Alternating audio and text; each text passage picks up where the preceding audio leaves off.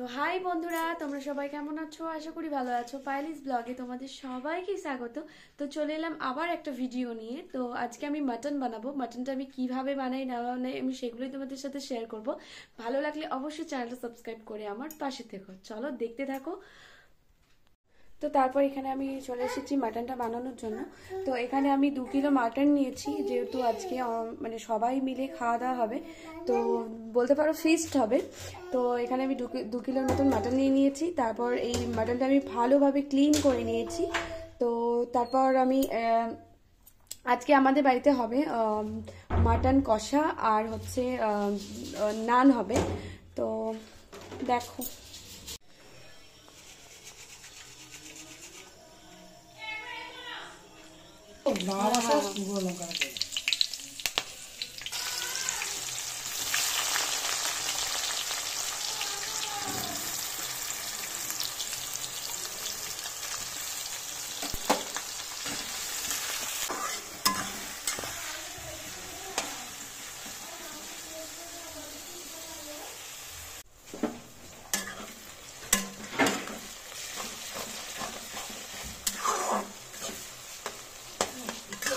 তো আমি এখানে পেঁয়াজগুলো লাল লাল করে ভেজে নিচ্ছি।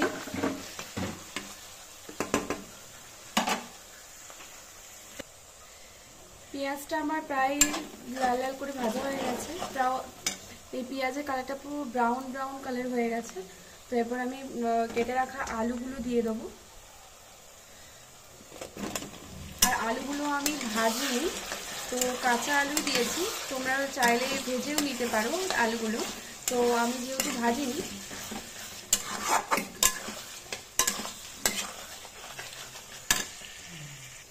আর এইদিকে প্রেসারে আমি আগে থেকেই মাংসটা সেদ্ধ করে নিয়েছি। তো তারপর আর এইদিকে আমার আলু পেঁয়াজ এগুলো ভালোভাবে ভাজাও হয়ে এসছে প্রায়।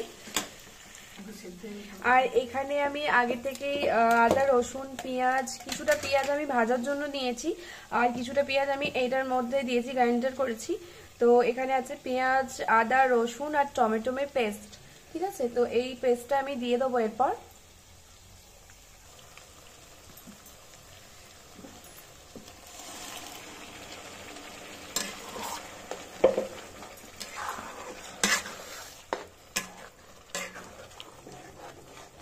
আর এই মশলাটাও আমি খুব ভালোভাবে কষিয়ে নেব।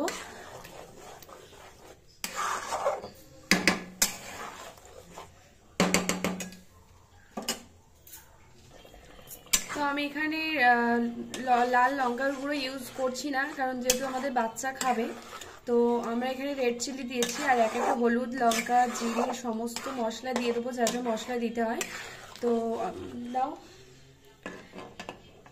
আগে থেকে হলুদ দিয়েছি তাই অল্প পরিমাণে হলুদটা দেবো, আর একটু হলুদ দাও।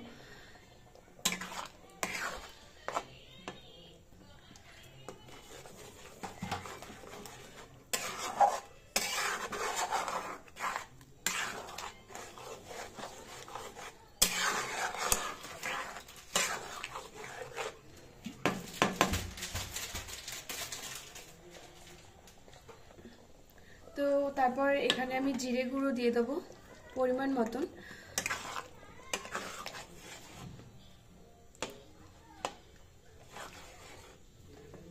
আর তারপর আমি ধনে গুঁড়ো দিয়ে দেবো।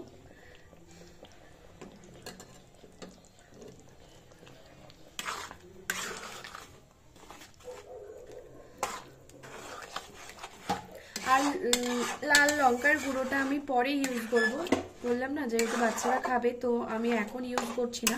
তো ভালোভাবে আমি মশলাটা খুবই ভালোভাবে কষিয়ে নেবো আর পরিমাণ মতো নুন দেবো।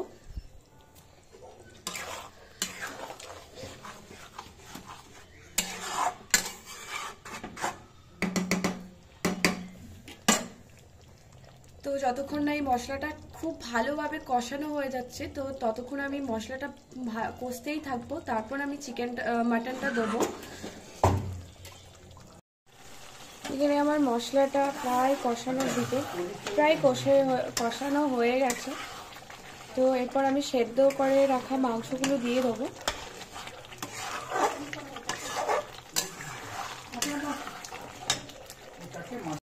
তারপর আমি এখানে মাটনটা সেদ্ধ করে রেখেছিলাম আগে, তো ওই মাটনটা আমি দিয়ে দেবো। তো তারপর খুব ভালোভাবে মাটনটা একটু কষিয়ে নেবো, তো তারপরে রেডি হয়ে যাবে। বাড়িতে অবশ্যই এরকমভাবে রান্না করে একবার দেখো, ভীষণই সুন্দর খেতে হয়। আমাদের বাড়িতে তো এরকমভাবেই রান্না করে খাওয়া হয়। তো ভিডিওটা এ পর্যন্তই, ভালো লাগলে অবশ্যই চ্যানেলটা সাবস্ক্রাইব করে আমার পাশে থেকো। আর আজকের পর থেকে আমি রেগুলার ব্লগ দেবো। তো টাটা।